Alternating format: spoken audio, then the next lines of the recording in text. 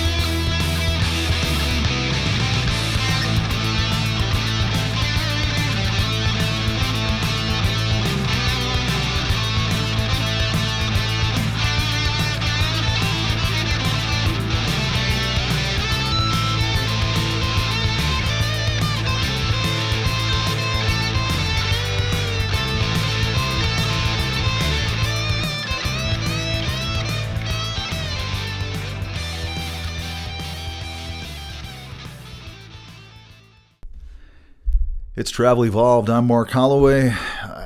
Tough topic today. We always tackle these. I just think it's important. Not everything is about drinking wine, and not everything's always about how much money you make. There are some times we need to have conversations about things that are tough in all industries, certainly in the traveling healthcare industry. I don't know what it is, but I do know what it is. The lifestyle, again, lends itself to, again, sometimes some toxic situations that happen to you guys out there. Sometimes you guys are the perpetrator of those toxic situations. I mean, people are people. There are all kinds of different travelers out there, but I just wanted to have this discussion. It's on the list. It isn't an episode, I guess I should say, that I'm looking forward to doing. But as you guys know with me, I think these are the kind of things that we need to talk about openly in our industry. I mean, by the way, it happens in an agency. It happens at a facility. I'm sure there's vendor management groups that it happens there. So it's not just unique to travelers, and certainly not unique at all to hospitals and facilities and long-term care centers and skilled nursing facilities and LTACs. I mean, this is part of the world's culture, let alone the United States culture. And unfortunately, here in early 2022, we're still talking about this. I'm going to tell you, I believe we're going to be talking about this for decades to come. People just can't control the things they do. They can't control the things they say. They can't control their actions. We're all imperfect, to say the least, but I think we should have this discussion because it's something that you guys should be aware of. Have your guard up. And again, if you're doing things yourself that are inappropriate, you should kind of be thinking about the impression and what you could be doing to other people. So that's what we're going to do. We're going to talk about this in general. So as always, I'm going to thank you guys for subscribing. I know that I've been a little behind the schedule, and I think that's going to change a little bit. We've got some hurdles that we just jumped through that were very, very time consuming. More coming up, but like I say, it's becoming spring. I'm going to be traveling a lot again, which does lend itself, believe it or not, to actually being able to knock some of these out in a little bit more timely manner. So I just appreciate you guys hanging in there with me. And we have so many. This is episode 45, and we've got literally over 200 episodes that we have planned, not to mention the ones I've said that are going to come in, that are going to pop in, that are timely, that have to do with the current events that are happening. So, and you guys definitely have influenced a lot. I've already had a number of episodes that are part of you guys telling me the things that you're seeing and you want to discuss. So keep that coming. I really appreciate that. You can always reply back to a post if you see it on a Facebook page. You can put it right there on our YouTube channel. Let me know if there's something that you want to tackle. I may contact you to get some more information about really specifically what you're looking for and what kind of how you want to address the topic. But I just think that, this stuff is unfortunately, it just needs to be addressed and talked about. And that's what I want to start off with. It's still, if you were to talk to an HR manager at any, let's just say, hospital, I guarantee you he or she is going to tell you that harassment in all the forms that it takes is still one of the biggest things that they deal with on a daily basis. Unfortunately, we just don't seem to be getting any smarter. I think people, and I'll talk about this a lot, and I don't mean to be not political. I don't need to give my opinion on this, but I am going to give my opinion on this. I do think that we've become thinner skinned in our society over time. I think there are people that specifically almost seek out getting their feelings hurt, like they almost want to, so they can be like, you hurt my feelings in this day and age. I just feel that way. It seems that way to me. I'm at that age where I've lived through a period of time, most of my life, when people weren't that way, and now it just feels like everyone is so hypersensitive. And I do think there are people, and you guys know this is true, there are people who actually seek this out. There is money to be made from especially sexual harassment cases. There's money to be made from harassment cases, and there are people that do, in fact, almost become magnets for that or purposely try to, become harassed. That's not what we're really talking about today, but it's out there. We can't have the discussion without talking about that side of the coin. It's true, and I do think, unfortunately, I'm a little thicker skinned than most people. I'll go into that detail, but we do have a society right now where if somebody is a little thinner skinned and gets upset, understandably sometimes so, maybe not sometimes other cases, we still as a society have to acknowledge and be sensitive to that. I think it's a good thing overall because, let's be honest, if you were to go back to the 60s and 70s, the stuff that was being done in the workplace back then has no business or place being done in 2022, for example. So it is a good evolvement, so to speak. I think as long as we don't take it to the extreme, which I do think sometimes we tend to. And I think anyone that would really reasonably assess that would have to agree that there are certainly cases and times when we take it to the extreme. But overall, what I'm getting at is that we have hopefully moved into a better place than we were 50 years ago, when we were there 40 years ago, when people just said things and had no repercussions to their position of power, their positions of authority, their I guess how they feel about saying something to somebody else that may be taking it completely different. So let's talk about it. There are all kinds of different harassment, and we're going to try to discuss all of them. There's obviously sexual harassment. Typically, that means that somebody is harassing you in a sexual manner. Oftentimes, it has to do with being in a position of authority over somebody who is a subordinate of yours. It really tends to get a little bit more serious and dangerous when that's the case. There's obviously threats of violence. People can, coworkers can threaten each other. I've seen that, and I hear this all the time. A lot of people will talk to me about this stuff. So we're going to have some examples. I was thinking about having people on this episode that wanted to talk openly, but I just don't think there would be a lot of people that were willing to come and openly talk about it. Maybe some people would. We obviously are going to do an episode about violence in the workplace, which is kind of a totally separate topic, but there is threats of violence. It's a real big thing. There's verbal abuse. Verbal abuse is harassment. I mean, there are people that just walk around and verbally abuse people nonstop all day in the workplace. That's harassment, whether you like it or not. Nowadays, even constant phone calls, texting, that can be considered harassment, and it is. It not can be. It is considered harassment this day and age. I know this for a fact. There are times, and I've seen examples as recently, where that has become an issue. Somebody who is constantly texting or calling somebody, it's been issued as a harassment issue, and so you got to be aware of that. There's sexual abuse, which is very different from sexual harassment. Totally different thing. Totally different level of thing. There's menacing. There's stalking. There's now cyber stalking. So I mean, you gotta be aware of what you're doing, how you're doing it, and how it affects other people. And again, we're going to talk about being the perpetrator of this and also being the victim of this today on the episode. So it's not an easy topic to talk about. And it's not something that we can just jump in and 15, 20 minutes later be done with this. This is one of those things that I just want to have the discussion so that people are aware of what you may be doing if you just don't really think about what your actions and how they affect other people, and also what to do if people are doing something to you that is making you uncomfortable or putting you in a position of vulnerability that you do not like, and what you can do about it. I mean, it's everything. So I'm going to try to cover it all because I think it's important. The first and most common one that I hear about, obviously, it's actually the coworker one. I get calls every couple of months, or something happens, or I get a text, or someone mentions to me in passing that they've had a coworker who has made them uncomfortable. Predominantly it is a female who said there is either another female or a male who has made them uncomfortable.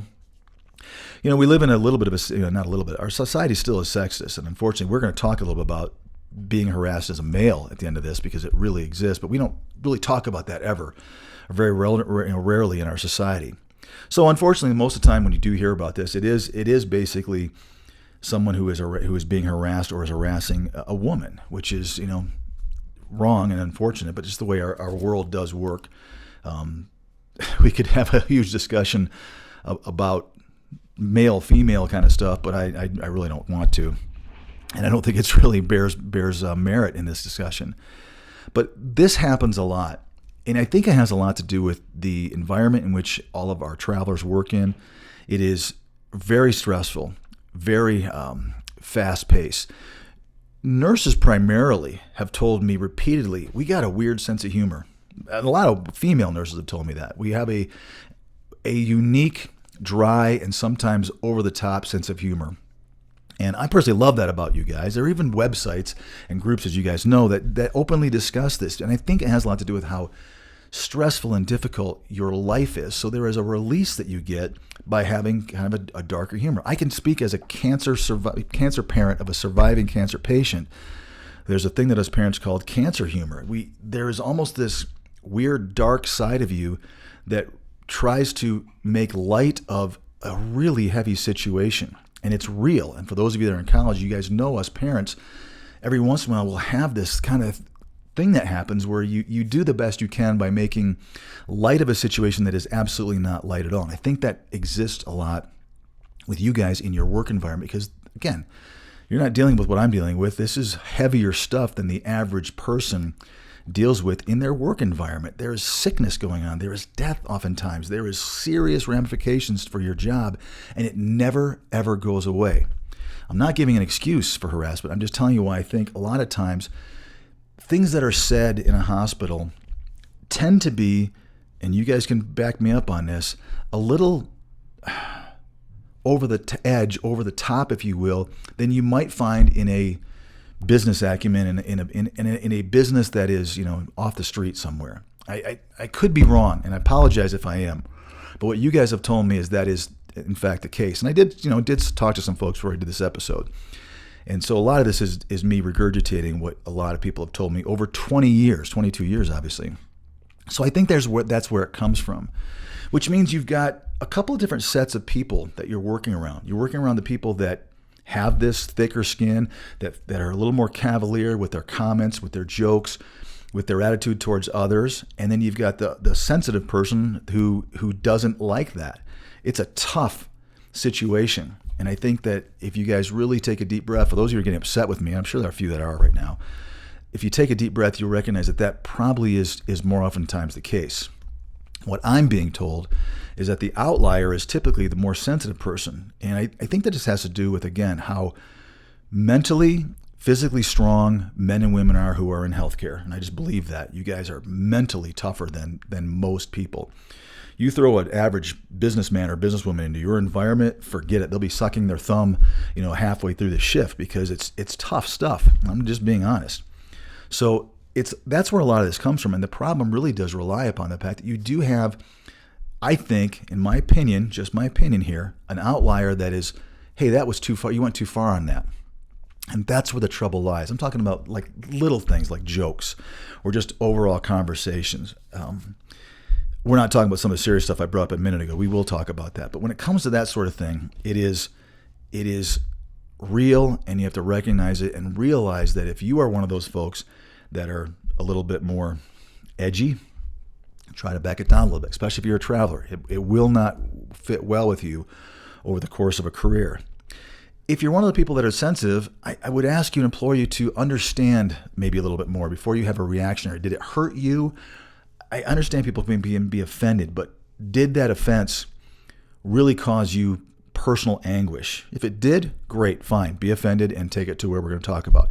If it didn't, I'm asking you that perhaps, potentially, you could have a little bit of thicker skin and understand, using your emotional intelligence, which I'm a big fan of, understanding where that came from, right? Maybe someone had a really rough day and they went over the edge because they needed to mentally. It just is what it is. The biggest thing, or not the biggest thing, another big thing I see a lot, and I hear a lot about, is the harassment of patients and their families to travelers and to healthcare professionals. This is a big one that nobody ever talks about in our whole entire side of our industry. You guys talk about it, and you as well, you should.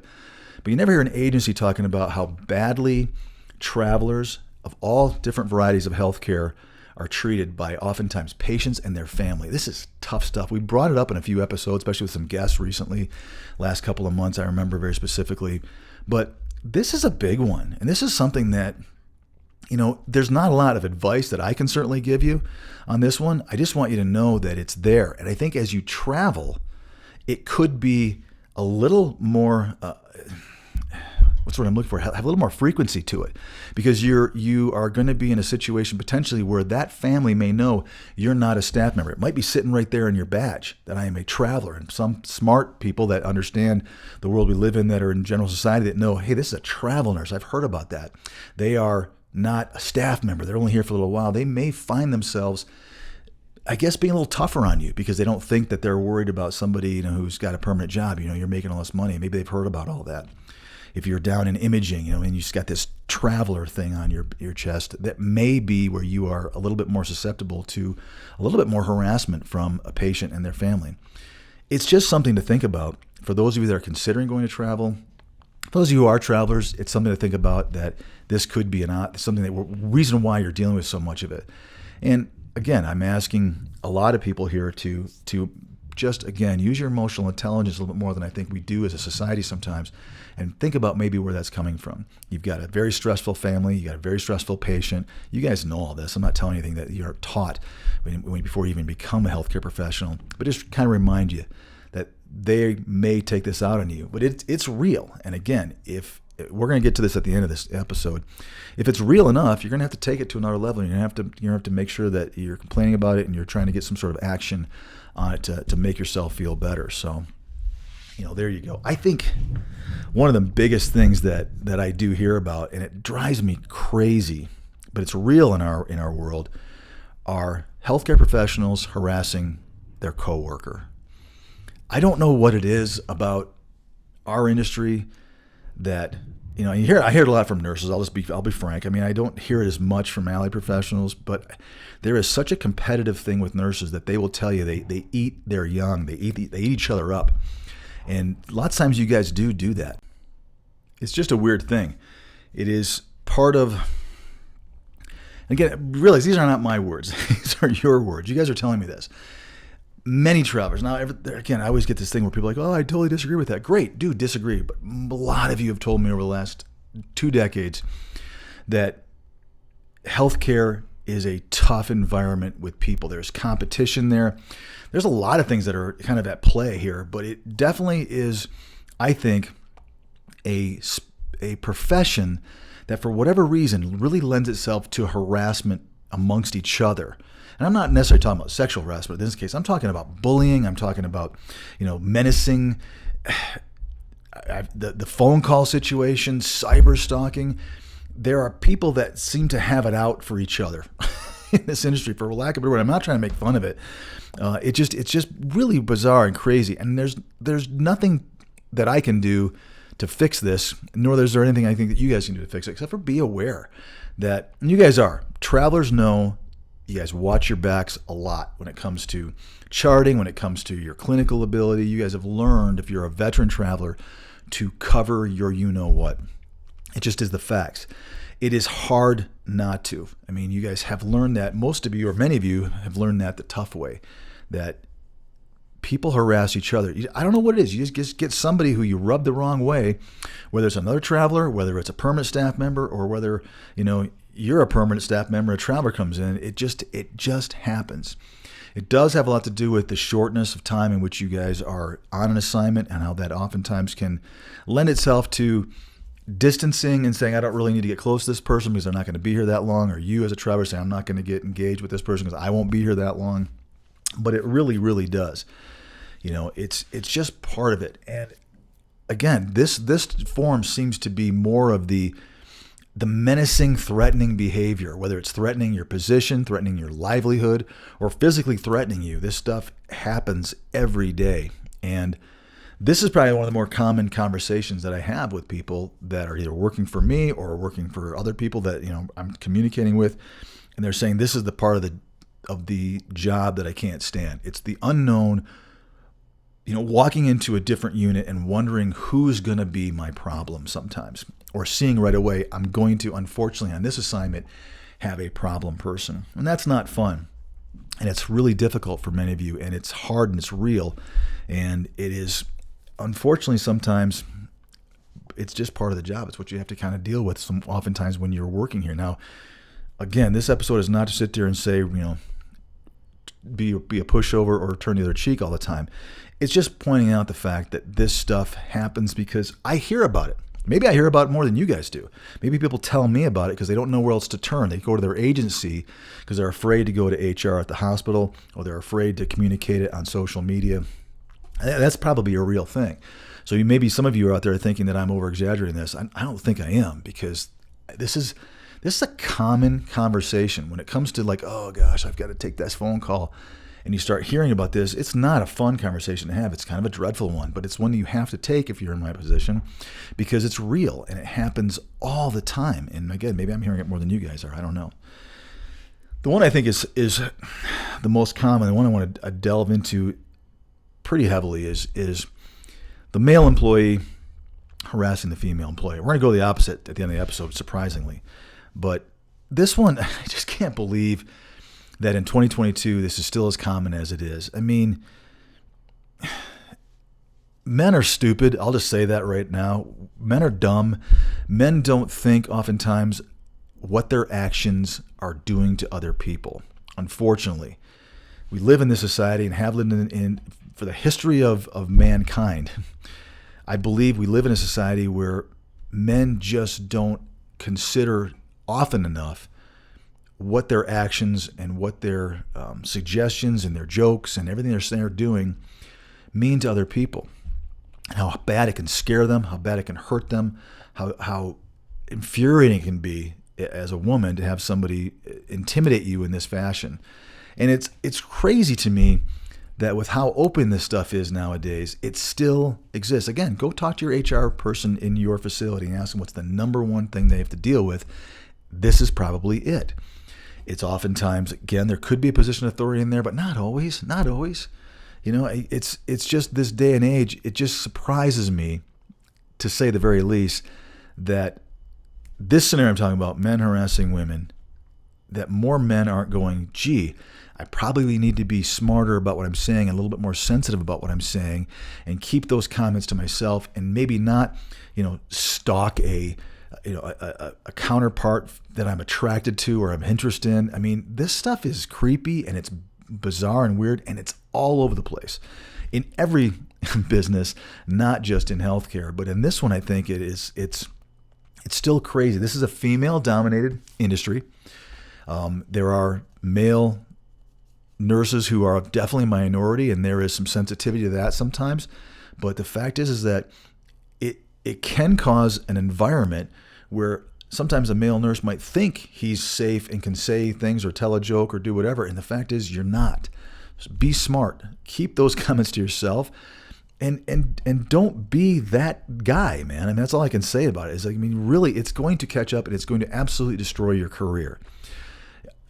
I hear things every day, and I always go, my God, you'd think that people would be smarter. And I hate to say this, but I oftentimes say, you think men would be smarter, because it really does oftentimes, more often than not, come down to the man. I'm going, God, these guys just can't control it. They can't keep that. I don't know what it is, but there's something really bizarre about I know I'm going off on a tangent here, but you guys know what I'm talking about. It is really strange to me that there's not enough self-control from, and I'm not blaming all of us men. We're not all like that. There's not self-control enough in a work environment that you would have to feel like you have to harass somebody, or that you would cross that line or even come close to that line. It makes no sense to me whatsoever. It's this day and age, like I said, I think we've come a long way, in a good way for this reason, but it's still crazy, which, also comes to the point about people harassing each other that are in a position of power. There is a lot of hierarchy in healthcare. You guys know that. There's tons and tons of people that are in positions of authority that are over people that are, again, there's different levels in a hospital, different levels of facility. And this is where I think good managers, good even charge nurses, good people that are, in charge of departments, they have started to learn about this. But every once in a while, you'll get something that you're like, wow, this is crazy. You're getting somebody who is just browbeating somebody. The good news is, I feel like that stuff is kind of a little less apparent in what I've been seeing, what I've been talking about. Most of the time when I get complaints, it's not because a manager or a charge, example, a charge nurse was harassing somebody else. It's typically coworker, but who knows? Maybe I'm wrong, and I'm sure there's some things out there. But I would imagine that management isn't going to be able to do that and stay in management very long, which means they've learned not to, and they are able to not put themselves in a position where they're harassing other folks. I don't know. Here's one I'm going to kind of talk about that I think is kind of unique. It's not unique, actually. The female harassing the male. And I want to have this discussion because this is real. I've experienced it when I was younger. I mean, this is not something that doesn't exist. It exists. And I think it might exist more in healthcare than it does because there's such a female-dominated industry. But what's weird about our society is that if you're a man who's harassed, you don't talk about it. Because there's there's a stigma that if you talk about it, what are you going to lose your man card, that kind of thing. That it should be allowed because if you're upset that a female is harassing you, whether it's sexually or menacingly or who knows what, that you are somehow less of a man, I guess, for lack of a better word. So a lot of men who are harassed in the work environment by a woman don't say anything ever. I didn't. It didn't really bother me. I was younger, and it's one of those things. But I have a lot of examples of that happening, especially when I was younger. Before I was potentially in a position of authority. When I was young and early on out of college, it happened a lot. And I just kind of again, it didn't really bother me. It was kind of like, oh, whatever, because I wasn't threatened by it. I wasn't worried about my personal safety, and that's probably the biggest difference. And I think that's where that stigma comes from. If you're a man, you probably are less worried about your actual safety. You may be worried about your career, which I was. You may be worried about, other things that come to it. But as far as your Maslow's hierarchy of needs, probably aren't nearly as affected as if you are, being intimidated by a man. If you're a woman, I'm just being honest. But it is really unique to me that I think there's a lot of men in our world who are probably harassed, who just don't say anything and decide not to. And I think if it bothers you enough, you should. And if you're a female, you should be aware, just like a man should be, that maybe some of the things that you're saying are not really being accepted or wanted by that male employee as much as you might think they are, just because he's not saying anything. So I just wanted to throw that out there. I think it's again, one of those things that not everybody talks about openly in our society. And it's real. I mean, it really does exist. So I just find it interesting. All right, so what do you do? What do you do? First and foremost, when it comes to harassment, what I will tell you is you have to establish that there is intent to harm. That is the biggest thing legally when it comes to harassment cases. When you're going to go to HR, you're going to go to your manager, you're going to go to your agency, and you're going to talk about this stuff. You have to basically be able to show that there is some kind of intent. It's pretty easy sometimes. If someone is threatening you and you're worried about your position, if someone's threatening you and stalking you on social media, or is stalking you in general, following you around, figuring out where you're going to different restaurants or what you're doing after hours, this is an important aspect. And I would say that for anybody who is considering taking some steps to eliminate their harassment. This is one of the first things that you should be thinking about is there an intent to harm? And there probably is, otherwise you wouldn't be thinking this way, but you got to start thinking about how you're going to do that. So you should document this stuff. You should document so if you do end up making a claim, whatever level that claim is, that you've got some sort of backup as to here's exactly what happened, here's the conversation, here's what was shown, whether it's a text and you're taking a screenshot, or you're, taking a screenshot of something else on social media, maybe one of those social medias that doesn't stay and it disappears. Potentially it's, it could be documented that person was at that same social engagement that you were at and repeatedly, was following you. All these things can be documented, but you have to have that claim. So definitely keep, that record. The first thing I would always recommend, and again, I'm not an HR person, so this is all opinion piece, but I think most people and people I did talk to in HR said, you really want to, first thing is make it clear to that individual that you are not approving of this behavior, that this is not acceptable, that you are asking them to please stop whatever it is, the harassment that they're making. I don't care if it's verbal and they're just browbeating you in front of the other staff or in front of patients all day long. You've got to make it clear first and foremost that that's not okay with you. And let them know, I don't want you to do this anymore. I'm asking you not to. I'm considering this a form of harassment, and I'm asking you to please stop it. You got to establish that. And then it really does make things go better for you if that behavior continues. The next step, obviously, I would say almost would be to go to HR. I don't know if you should even go to your management because you never know. Again, like I said, how hospitals are designed and how hospitals work. You just don't know, especially as a traveler, who is entrenched with who, to say the very least, right? So in going to HR, typically what I've been told from a lot of you is that is oftentimes the best place to go. Your agency can't do an awful lot. And if those that can do a lot, many of them won't, because it's hard for an agency to be so far removed from the situation and be involved, except for to be potentially your voice to HR that this is happening, there's nothing wrong with that. If you're uncomfortable going to HR, you can have your agency go to HR. So call your recruiter, whoever it is you're going to trust this with. And I would definitely go further up the line than that and say, hey, listen, I really have a problem here at this facility. I don't want to quit. I'm worried about my job. I'm worried about my personal safety. What can you guys do to help if you're just uncomfortable going to HR yourself, which I totally would understand. You can get it that way. An HR complaint's one thing.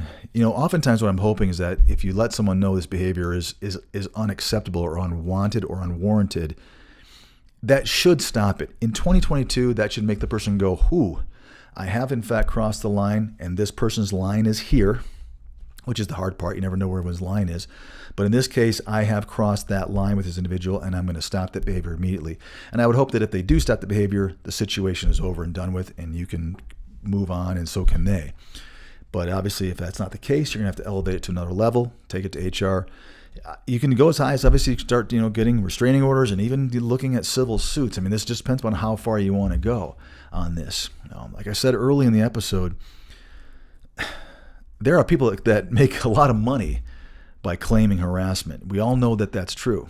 That doesn't take away from the fact that there is a whole bunch of legitimate harassment out there. It's unfortunate that those rare cases where it's completely, false, and someone can still make money by having a settlement with an individual or a settlement with a facility.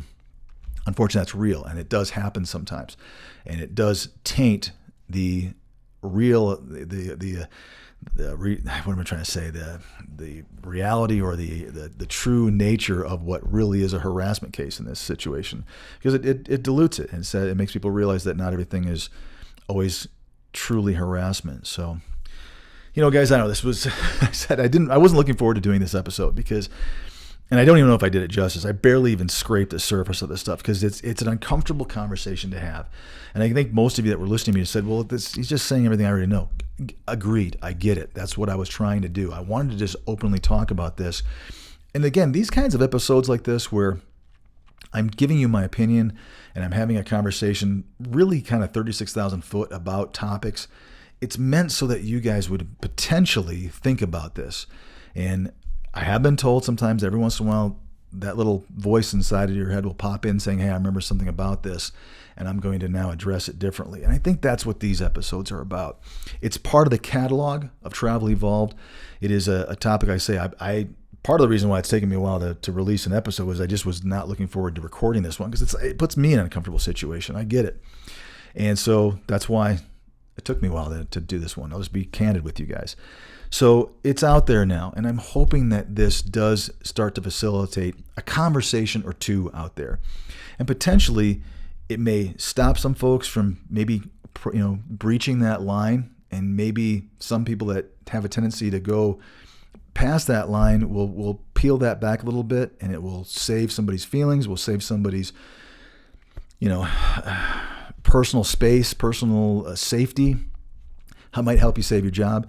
And for those of you that are the recipient of this, maybe you can understand where it's coming from. Maybe you can allow that line to be a little higher. Not that I'm asking you to do that, but certainly if it crosses the line, you've got some ideas of some things that you should do to protect yourself. Because at the end of the day, this is your career, and you are going to be thrust into some situations. We all know it's a matter of time until somebody somewhere is going to put you in a position where you're uncomfortable for a variety of reasons. And you guys know this to be the true, and you guys know this to be the case. It's how do you handle it, and what are you going to do? And I don't think you should just take it. I think you should address it, see if you can handle it yourself with that individual, and then if you can't, take it to the next level. It is where we are. Harassment, not fun to talk about, but in your workspace, probably almost every day. And I appreciate that you guys have to deal with that. And I do appreciate the fact that I think you have to deal with it more than in a lot of other types of industries and a lot of other types of careers. So I appreciate each and every one of you guys. Thank you for giving me a couple of minutes to get this out in front of you. And I will catch you next time on Travel Evolved.